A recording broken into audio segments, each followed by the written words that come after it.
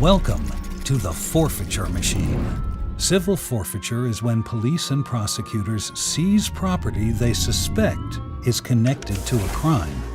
If you are charged with a crime, the government must prove your guilt and provide you an attorney if you can't afford one. But in the upside-down world of civil forfeiture, it's your property that gets charged, and you must prove that it isn't guilty.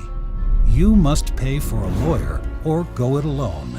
And if the police and prosecutors win, they get to keep the property for their own use, giving them the incentive to take as much as possible. Nowhere is the civil forfeiture machine more active than in Philadelphia. Each year, the city takes the cash, cars, and even homes of thousands of its citizens who have not been convicted of a crime. Meet Jackie. Jackie lives in a modest house with her 3 grandchildren. One day, the police arrested Jackie's oldest grandson outside her home for selling a small amount of marijuana. There were no drugs inside, and Jackie has never been in trouble with the law. Yet Philadelphia now wants to forfeit and sell Jackie's home. The letter tells Jackie that to save her home, she must come to Courtroom 478. When Jackie arrives, she sees no judge, no jury, just a court scheduler and the prosecutors running the show. When Jackie asks if she needs an attorney, the prosecutor replies, "No, your case isn't complicated," and hands her a long questionnaire to fill out. After Jackie finishes, the prosecutor orders her to return in a month. When Jackie comes back, the prosecutor orders her to bring her bank records.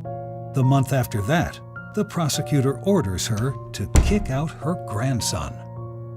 Property owners are forced to return as many as a dozen times before they even see a judge. If they miss a single hearing, they lose their property forever.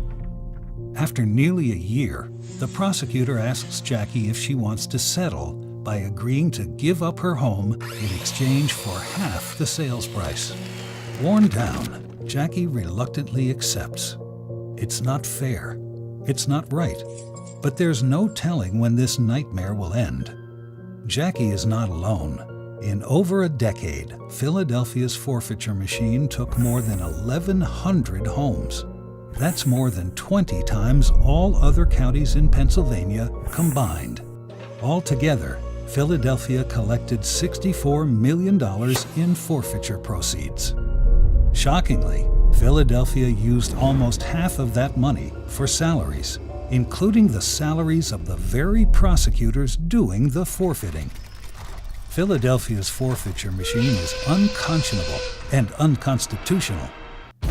That's why the Institute for Justice has sued Philadelphia in federal court to end these abusive forfeiture practices and to stop the city's police and prosecutors from treating its citizens like ATM machines. Click here to help tear down Philadelphia.